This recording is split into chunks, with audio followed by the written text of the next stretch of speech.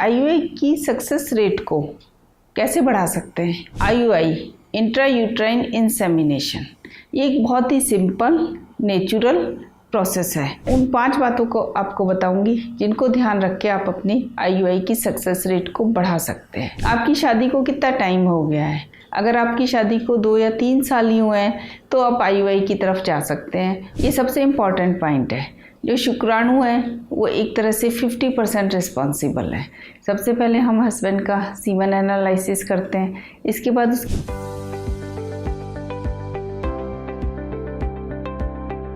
Hello, मैं doctor Nishi, senior IVF specialist from prime IVF.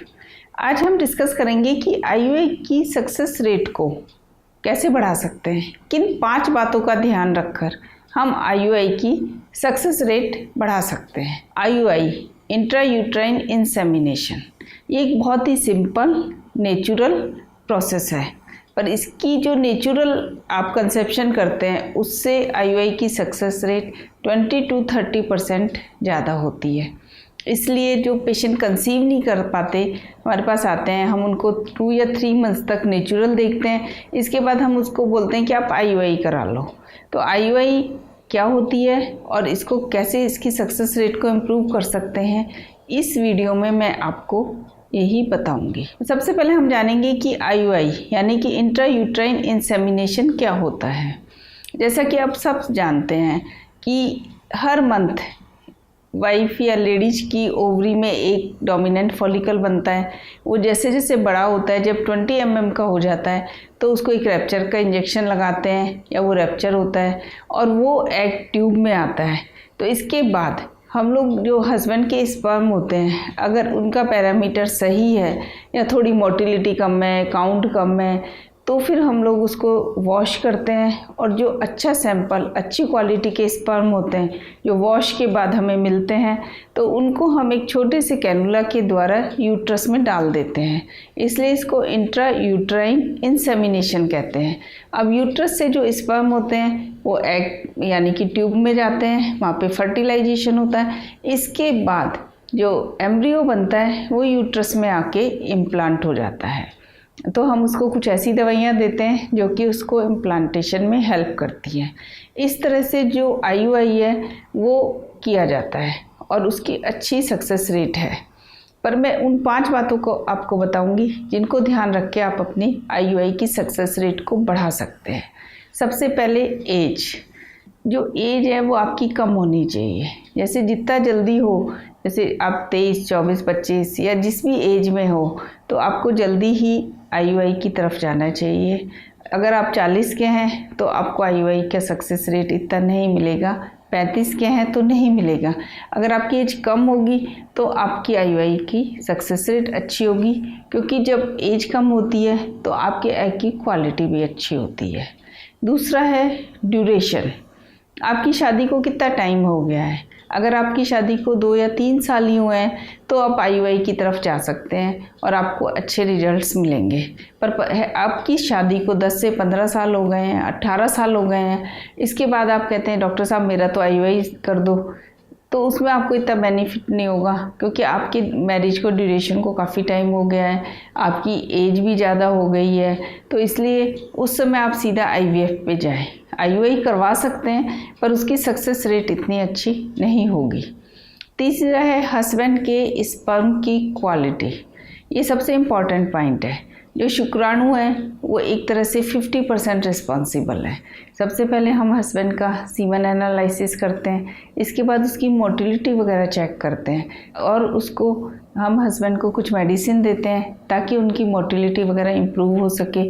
इसके बाद शुक्राणु की मार्फोलॉजी, उसकी मोटिलिटी, उसका काउंट, अगर उन पैरामीटर्स में कुछ कमी होती है तो हम हस्बैंड को कुछ मेडिकेशन देते हैं। 2 या 3 महीने के कोर्स के बाद आईयूआई के लिए उसको बताते हैं और हस्बैंड का सीमन डिफरेंट तरीके से उसके स्पर्म की क्वालिटी के हिसाब से वॉश करते हैं। स्पर्म वॉशिंग 3-4 तरीके से कर सकते हैं, जो उस पेशेंट के लिए उसके अकॉर्डिंग बेस्ट होता है उसके अकॉर्डिंग हम उसको वॉश करते हैं और इसके बाद यूट्रस में डालते हैं। जब यूट्रस में डालते हैं तो उसकी मोटिलिटी, जो अच्छी क्वालिटी के स्पर्म हैं वो ही जाते हैं, और जिससे कि आपकी IUI की सक्सेस रेट बढ़ जाती है। चौथा है मेडिकेशन। जब अपनी गायनी को आप दिखाते हैं तो कई बार क्या होता है कि आप डे 12, डे 14 पे जाते हैं तो आपका एक नेचुरल एग बना होता है, तो उसके बाद वो उनको रैप्चर का इंजेक्शन लगा के IUI करते हैं, तो इसमें आपका 5 to 7% चांस इंक्रीज हो जाता है। कई बार उनको टैबलेट दी जाती हैं, टैबलेट जैसे कि लेट्रेजोल है या क्लोम्बिफेन है, उसके द्वारा आपका एग बनाया जाता है। इससे क्या होता है कि आपका एक थोड़ा अच्छी क्वालिटी का बन जाता है, आपकी लाइनिंग चेक की जाती है, लाइनिंग की भी दवाई दी जाती है, और इसके बाद रैप्चर के बाद आपका IUI किया जाता है। अगर आप टैबलेट लेके IUI कराते हैं, आपका 10 to 12% सक्सेस रेट इंक्रीज हो जाता है।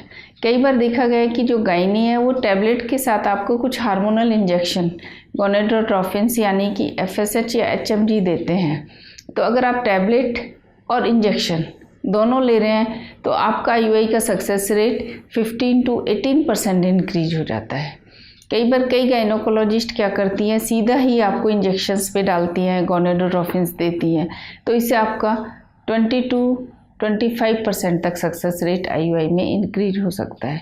इस तरह से मैंने आपको बताया कि जो टैबलेट, इंजेक्शन्स या ओनली इंजेक्शन्स से एग बनाया जाता है, उसके बाद भी आपकी IUI की सक्सेस रेट पे इफ़ेक्ट पड़ता है। 5th, आपका लूटियल सपोर्ट। जब आपका IUI कर दिया जाता है तो आपका जो एम्ब्रियो है उसको इम्प्लांट करने में, हेल्प करने में, लाइनिंग में, यूट्रस में, तो आपको कुछ दवाइयाँ दी जाती हैं जिनको लूटियल सपोर्ट या प्रोजेस्टेरोन जो दिया जाता है वो कई बार ओरली दिया जाता है, वेजाइनली दिया जाता है, कई गायनोकोलॉजिस्ट इंजेक्टेबल भी देती हैं। ये क्या करते हैं कि आपके इम्प्लांटेशन को हेल्प करते हैं। जैसे कि आपके यूट्रस में जो एम्ब्रियो है वो इम्प्लांट हो रहा है तो उसको प्रोजेस्टेरोन की ज़रूरत होती है, तो उसको प्रोजेस्टेरोन वो टैबलेट के रूप में, इंजेक्शन्स के रूप में, वेजाइनल के रूप में दिया जाता है, जिससे उसके इम्प्लांटेशन में हेल्प होती है, पेन नहीं होता, ब्लीडिंग नहीं होती, और उसका IUI सक्सेस हो जाता है। तो मैंने आपको 5 बातें बताई हैं IUI को सक्सेस करने के लिए। आपकी एज कम होनी चाहिए, शादी का ड्यूरेशन, मैरिज लाइफ कम होनी चाहिए, इसके अलावा हस्बैंड की सीमन एनालिसिस की रिपोर्ट अच्छी होनी चाहिए, मेडिकेशन के थ्रू आपको अच्छा क्वालिटी का एग बनना चाहिए, और सबसे लास्ट में लूटियल सपोर्ट वो आपको प्रॉपर दिया जाना चाहिए। अगर आप इन 5 बातों का ध्यान रखेंगे तो आपका IUI का सक्सेस रेट बढ़ जाएगा। जो नॉर्मली देखा जाता है वो IUI का सक्सेस रेट 20 to 30% होता है, अगर आप इन सब बातों का ध्यान रखेंगे।